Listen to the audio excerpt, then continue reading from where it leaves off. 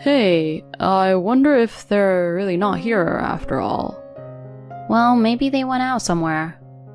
But the car is here, though. When my husband said that, he took out the key to my parents' house and went inside. Huh? What's this smell?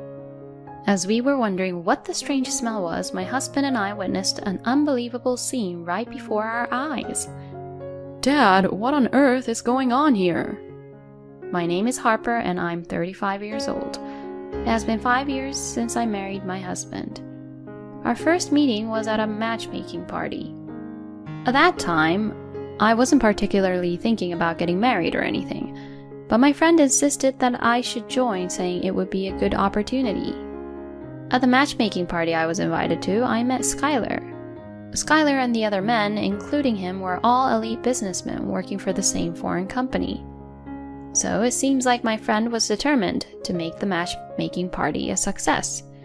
To be honest, I thought I would be content as long as I worked and had a decent life, so I didn't change my attitude based on someone's profession. But I joined the party along with him. The women attending the party were eagerly trying to obtain something they didn't have, their eyes filled with ambition. As I felt slightly overwhelmed by these carnivorous women, I was approached by a stranger. It seems like you're not enjoying yourself much. Huh? No, that's not true. The food and drinks are delicious. You're at a party and you're going to tell me what you think of the pub? Harper, you're funny. Oh, really? How about we go out for a meal together sometime? At that moment, I didn't show much enthusiasm, but it seemed like I stood out to him and piqued his interest. We only exchanged contact information for now, and I didn't have any particular expectations, because I really thought it was just a formality. However, he quickly contacted me and invited me to dinner. I didn't expect him to approach me so much. Somehow I decided to go for a meal with him just to give it a try, but it turned out to be more enjoyable than I thought. I started wanting to meet him again. After that, we went out for meals and dates several times. And we gradually became closer. And that's how our relationship started. I never expected that the matchmaking party I attended just as a formality would lead to us dating, so I was surprised. He and I continued to have a good relationship. But then it happened. Huh? Long-term stay in France? How long is that? Around 5 to 10 years. Huh? That long? Yeah, so Harper, would you marry me and come with me? Huh? It was a sudden proposal from him. I was taken aback by how sudden it was, but at that time I was already head over heels for him, so I decided to go with him. Yes, please take care of me. Really? Yes! He was overjoyed when I accepted his proposal. He was going to be assigned as a representative to the France in 6 months. Before that, we decided to have a wedding ceremony. We immediately introduced each other to our parents and had a family meeting. My parents were surprised that I would suddenly go abroad for several years, but they respected my decision. At the wedding, we received blessings from many friends and colleagues. I'm glad I was able to invite everyone in America and have a proper ceremony. After that, my husband and I thoroughly enjoyed our time in America. We visited Boston, Hawaii, and Alaska. We also made trips in country about once a month. In the blink of an eye, the time arrived for us to leave America. Harper, take care, okay? Yeah, please take care too, both of you. If you have time, come visit us. I'll make sure to recommend some great spots to visit. Going on a trip to France sounds nice. Your father and I will have to study French too. My parents and I said our goodbyes, and my husband and I flew out of America. Skylar, your family didn't come to the airport? My dad is really busy with work, and my mom and sister had dinner together at home yesterday. We said our goodbyes, so it's fine. I see. Well, I guess it's expected when it's their own son. And Skylar works for a foreign company, so maybe he doesn't take it as seriously, even with overseas business trips and all. Anyway, my husband and I arrived in France and started our life there. We lived in Lyon, a city known for its thriving tech industry. You often see businessmen in suits talking about business on their phones with wireless earphones, gesturing and walking by. I entered a cafe and leisurely enjoyed a cup of coffee. I couldn't help but think that prices in France are high. I bought groceries at a huge supermarket and went home to cook, waiting for my husband to return. At first, I felt a bit bored because my husband was the only person I could talk to. During that time, my husband suggested that I try attending a language school. I thought it sounded fun, so I immediately looked up schools. I applied to a promising language school. There were many Americans and people from other countries who came to study abroad. I was able to enjoy cultural exchanges. I became friends with an American girl and we went sightseeing together after school. The classes were very helpful, and I even had house parties with Italians, French people, and others. I had a truly fulfilling time. After graduating from the language school, I gained a decent level of French proficiency. I decided to apply for a part-time job at a cafe near my house. The French owner there was very kind and hired me. They taught me how to make coffee and create latte art with great care. As it was a city with many businessmen bustling around, customers kept coming in non-stop. Through making lots of coffee and interacting with regular customers, my skills as a barista improved. And most importantly, my French skills skyrocketed. You seem really lively today. I think I really enjoy it because my husband told me so. I was very anxious about living in a foreign country before coming here, but it turned out to be fulfilling and enjoyable. In no time, several years have passed, and I've completely adapted to the French way of life. And as promised, my parents came to visit. But both of them were surprised to see me speaking French fluently in shops and such. You seem to have become more like a French person in your demeanor. You've become brighter compared to when you were in America, haven't you? Indeed, I may have become brighter as I interacted with the locals. My parents seemed to have thoroughly enjoyed their sightseeing in France, which was great. Afterward, my husband and I continued our life in France for a while. Before we knew it, 5 years had flown by since coming to France. During that time, my husband received a message from his mother and sister saying they were coming to visit. Is Dad not coming? Well, my father is busy with work. He probably couldn't take time off. My father-in-law runs his own company and works tirelessly as its president, so it seems he can't afford to take time off, like for a vacation abroad. It's been a while, you two. Finally, we've made it to Lyon. I'm excited. Show us around, please. My mother-in-law and sister-in-law were very excited. I smiled as I saw my husband gently telling them, "Don't make too much noise." But we were about to be swept away by the whims of my mother-in-law and sister-in-law. I want to visit this shop. I want to go to these places. The shops they pointed out were quite expensive. Are you sure you can spend that much? It's fine. It's that person's money anyway. Yeah, if we don't spend it, it'll just accumulate and go to waste. We exchanged glances, thinking about how my father-in-law must be perceived. Well, I guess it's fun since you rarely go on trips abroad. When my husband said that, my mother-in-law opened up. Oh, what are you talking about? We've been on numerous trips abroad. Huh? We've been to the Caribbean, the Maldives, Japan, Mexico, Canada, and countless of others. We've been to France too, like Paris and Marseille, but this is our first time in Lyon. My mother-in-law said those things. From the conversation we just had, I don't think my mother-in-law or sister-in-law would have brought my father-in-law. They must be spending extravagantly on every trip. My husband seemed stunned, seemingly unaware of that fact. My mother-in-law and sister-in-law didn't stay at our house, but booked a luxurious hotel for their entire stay. When it was just my husband and me at home, I couldn't help but feel concerned about their spending habits. I never expected it to be to this extent, I thought, feeling bewildered. They must be splurging without a care, since my father-in-law is a business owner with good earnings. I was grateful that, despite having a mother and sister like that, my husband had a sensible sense of money. After that, my mother-in-law and sister-in-law stayed for a few more days. Every day they spent money in a surprising manner. They were spending extravagantly, like celebrities. Well, that's a matter to be discussed between my father-in-law and mother-in-law, so I didn't particularly interfere. Still, I couldn't help but worry if it's okay to spend so extravagantly. And when my mother-in-law and sister-in-law left, I felt exhausted. It's like when you're with people who think only about themselves. It drains your mental energy. My husband also seemed quite tired.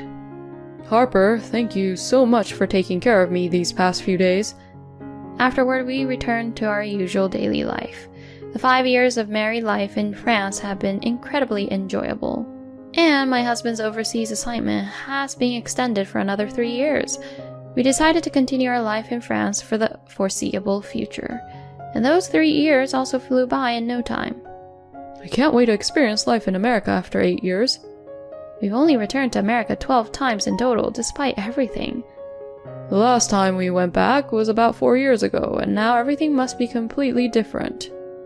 We concluded our long overseas assignment and returned to our home country. When we arrived in New York, we could immediately feel the familiar atmosphere and scent of America. After staying in a hotel, we immediately began searching for an apartment near my husband's workplace. We visited several properties with the intention of renting a place close to his office. We found a promising apartment and signed the contract. Then we went to visit each other's families to share the news of our return. First, we went to my parents' house. My parents were overjoyed to see me again after such a long time. However, as time passes, parents also age, so we should cherish every moment we have with them. Well, I'm almost 70 years old now. We're enjoying a leisurely life as a couple. That's great as long as you're in good health. We shared stories and had a great time talking about our experiences in France. We ordered delicious pizza delivery and enjoyed a drink, creating a fun time together. As it was already late, we decided to stay overnight at my parents' house. A few days later, my husband and I visited my in-laws' house. But when my husband tried calling them, there was no answer. At least we wanted to give them a brief greeting, so we decided to visit their house. Looks like they're not home after all. Even when we rang the doorbell, there was no response. Well, maybe they went out somewhere. But their car is still here. Saying that, my husband took out the house key and went inside. Is it okay to enter without permission? They might just not be aware. And besides, I'm part of this family, so it's fine. Reluctantly, I followed my husband into the house. What's the smell? As soon as we entered the house, we were hit by a strong and pungent odor. Wondering what the smell was, my husband and I witnessed a shocking scene. Dad, what on earth is going on here? To our surprise, my father-in-law was crawling on the floor in his current state. We didn't ask how long he hadn't washed his clothes, but compared to the last time we saw him, he looked extremely thin. The smell was probably due to the fact that he hadn't been bathing. Dad, what happened? What about Mom? As my husband desperately asked, my father-in-law spoke in a barely audible voice, mentioning something about needing food. I quickly checked the kitchen and found a few cans of soup, so I decided to make soup for him. In the meantime, my husband cleaned up the dirty room and, following my instructions, wiped my father-in-law's body. Just that much made my father-in-law look cleaner than before. Dad, the soup is ready. Can you sit up? I'm sorry. The truth is, I injured my legs and back, and I can't get up on my own. Huh? My husband and I were speechless upon hearing this surprising fact. It seemed that my father-in-law had reached a state where he needed care, and we had no idea about it since we hadn't heard anything from my mother-in-law. In a hurry, my husband and I supported my father-in-law and helped him sit on the sofa. Then my husband cooled down the soup and fed it to his father. It feels like a dream. I can't remember the last time I had a warm meal like this. What do you mean, Dad? Let's hear the full story after we go to the hospital. We immediately called a taxi and took my father-in-law to the hospital. He was diagnosed with malnutrition and needed to be hospitalized urgently. According to the doctor, his condition was quite critical. After receiving some intravenous fluids and calming down a bit, we listened to my father-in-law's story. How could Mom and the others?